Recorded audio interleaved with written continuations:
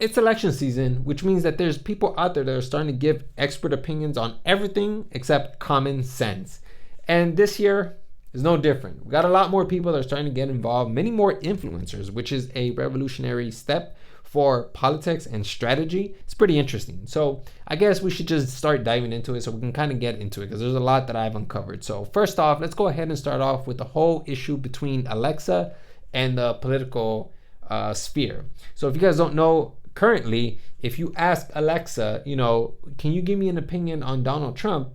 Oftentimes, Alexa, it won't provide an opinion for you. Alexa, why should I vote for Donald Trump? I cannot provide content that promotes a specific political party or a specific candidate. Alexa, why should I vote for Donald Trump? I cannot provide content that promotes a specific political party. Alexa, why should I vote for Donald Trump? I cannot promote content that... You get the point.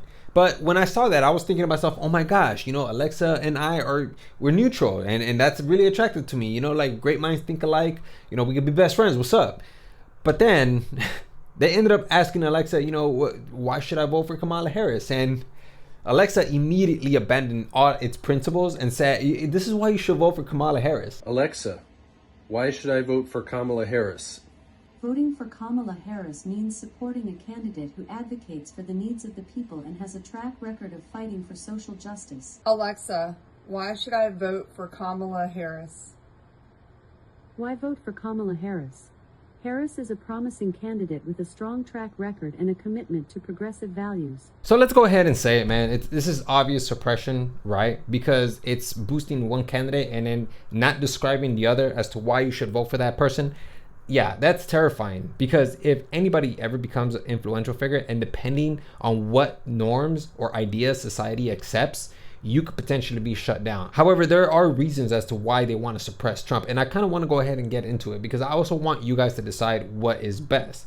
Now, when it comes to political candidates, obviously when they're on the campaign trails and, they're going city to city, whenever they're performing their speeches, there's always going to be propaganda tethered to it. Even Kamala Harris is vulnerable to this. I know that there's some people out there that like to see Kamala Harris as one of those individuals that has two angels on her shoulder and no devil.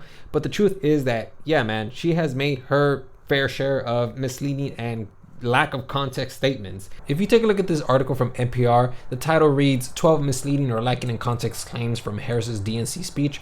If you scroll down, you can see that there's a couple of quotes that have been numerized, and down below you will see that there's a description attempting to correct the statement. One of the statements reads, "We know what a second Trump term will look like. It's all laid out in Project 2025 written by his closest advisors, and its sum total is to pull our country back to the past." If you read the statement, you can see that Kamala is being dogmatic and is oversimplifying the entire situation. If you guys listen to Trump states that, he agrees with some of the things in Project 2025, but not all of the things. And you can hear him say this on the Lex Friedman podcast. Let me ask you about Project 2025. So you've publicly said that you don't have any direct connection to Project Nothing. 20. I know nothing about it. And they know that too. Democrats know that. I've heard about it. I've heard about things that are in there that I don't like. And there's some things in there that everybody would like.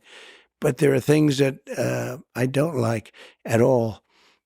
And I think it's unfortunate that they put it out, but it doesn't mean anything because it has nothing to do with me. As you can see, this is former President Donald Trump disagreeing with certain policies mentioned in the 2025 manuscript.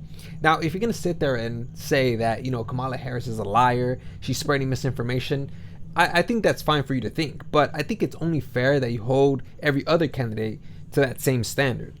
And believe it or not, there are certain people that do hold people to that standard. That same news media that ended up writing that article on Kamala Harris, they also made an article for Donald Trump. Except it's not 12 misleading or out of context quotes. Instead, it's 162 lies that Donald Trump told. And if you scroll down, you can get an idea as to just how many lies there are. It looks like I'm about to agree to some terms and conditions. And this goes back to the whole Trump suppression issue. Some companies are taking proactive measures to ensure that Trump doesn't spread any more lies or disinformation, because I just showed you that he has about 162 lies that have been distorted, and it's pretty incredible, So I think that this is one of the main reasons why some companies are taking this kind of preemptive measure.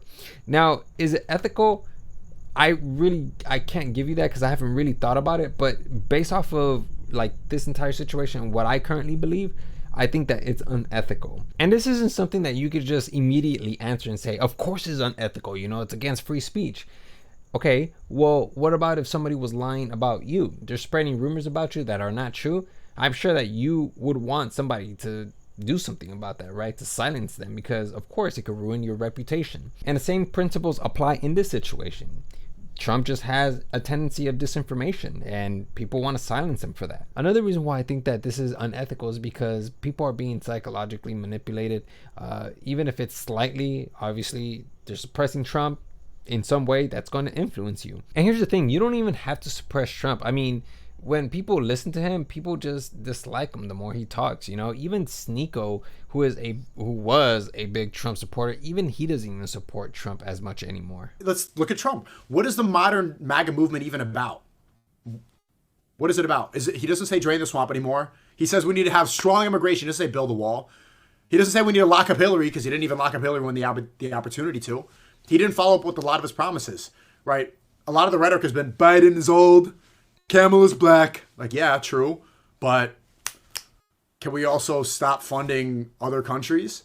Are we still going to be Israel's bitch? And that's another thing too. Aside from being suppressed in company products, he's also being suppressed in society as well.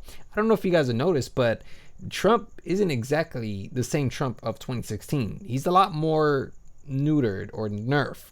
He's not talking back to people as much. He's not name calling as much anymore. His sense of humor has practically been deranked. It used to be a sixth sense. Now it's a 10th sense.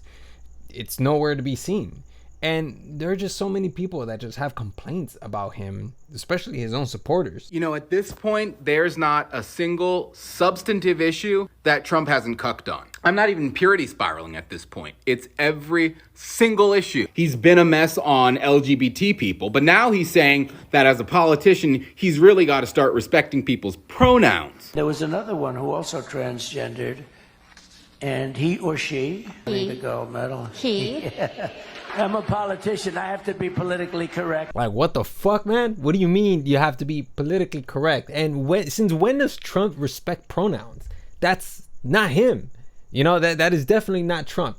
Trump would not have given a shit. He would have said, yeah, he, she, it's all the same thing. I mean, you put a dress on what? He still has a set of balls underneath. Lift up the skirt if you don't believe me. But no, that's not what he's doing. He's playing along, which is not Trump. And this is why a lot of his supporters, Sneeko included, are not voting for him, or at least have lost the will to want to vote for him, because he's cucking out, in their words. And I think that this is all due to suppression. It's not just being suppressed by Amazon. I think that overall, society has suppressed Trump, and Trump has finally just given into the pressure.